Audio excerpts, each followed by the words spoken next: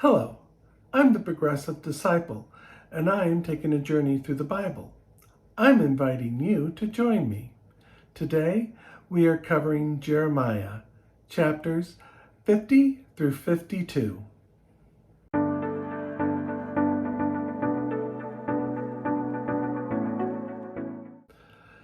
Chapters 50 and 51 are prophecies about the destruction of Babylon.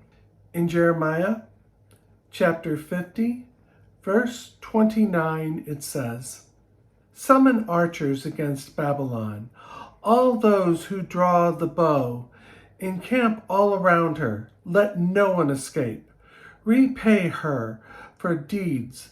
Do to her as she has done, for she has defied the Lord, the Holy One of Israel." They say, what goes around comes around. I remember a story my mom told about me when I was really little. I one time discovered the garden hose. I had found that I could make a big long stream, and I aimed it at the kids across the street, making them run. I thought this was great fun, till they circled around and got a hold of the garden hose and totally drenched me.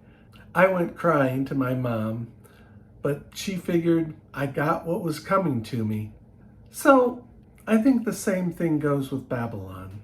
They felt free to invade other people, kill, destroy cities, and the same rules ended up applying to her as well. In Jeremiah chapter 50, verses 33 through 34, it says, "This is what the Lord Almighty says. The people of Israel are oppressed, and the people of Judah as well. All their captors hold them fast, refusing to let them go. Yet their Redeemer is strong. The Lord Almighty is his name. He will vigorously defend their cause, so that he may bring rest on their land, but unrest to those who live in Babylon." This spoke to me because God recognizes the injustice that the captivity has caused on both Israel and Judah. There are many injustices in the world, and one cannot fight them all, at least not personally. As of the recording of this, it is June, Pride Month, and I help fight injustice by running the Pride booth for the Disciples of Christ. We have a booth where people are welcome. We serve them communion if they want to be served. We allow them to paint prayer stones. We let them know that there are churches out there that will affirm and support them and love them. In Jeremiah chapter 51, verses 15 and 16, it says, "He made the earth by his power. He founded the world by his wisdom. He stretched out the heavens by his understanding. When he thunders, the water in the heavens roar. He makes clouds rise from the ends of the earth, and he sends lightning with the rain and brings out the wind from his storehouses." I think about the power of God, and I am in awe. As I said in other videos, I love Christian music, and this kind of reminds me of how great thou art. This also gives me courage to face my fear, especially in times when I am afraid of making a fool of myself. In Jeremiah chapter 51, verses 45 through 47, it says, "Come out of her, my people, run for your lives. Run for the fierce anger of the Lord. Do not lose heart or be afraid when rumors are heard in the land. One rumor comes this year, another next. Rumors of violence in the land and of rulers against rulers. For the time will surely come when I will punish the idols of Babylon. Her whole land will be disgraced, and her slain will all lie fallen within her." I see this as a passage of hope. that when you find yourself in a bad situation, the Lord will help you. Some of the things that you need to do is to trust in God and stay true to your beliefs and remain aware of your surroundings and the times that you are living in.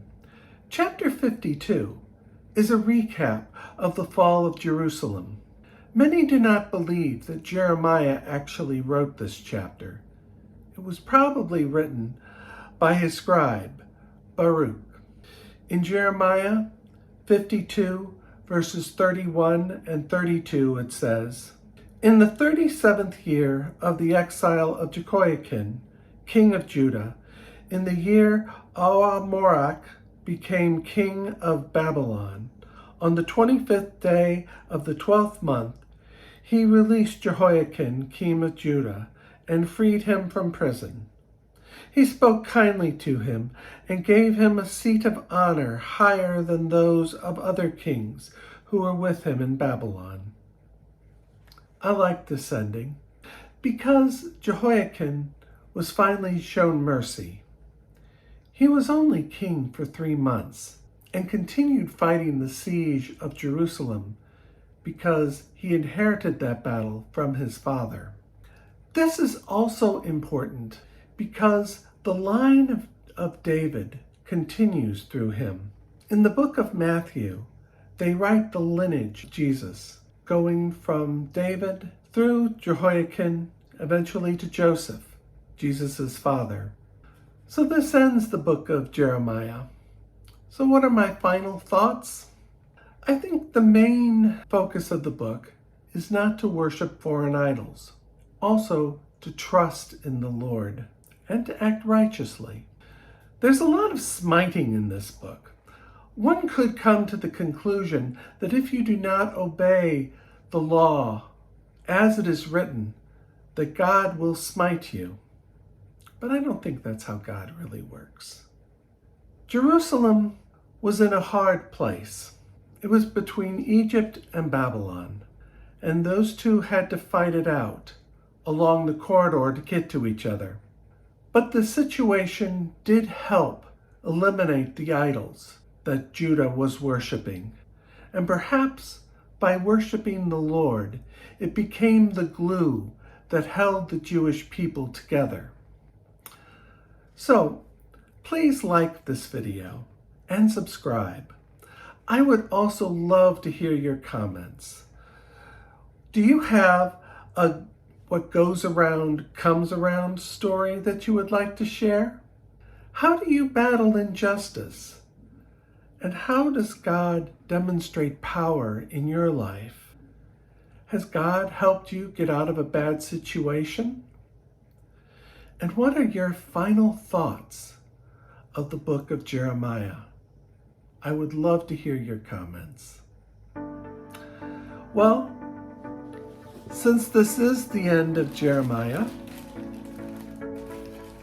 it is time for another lottery.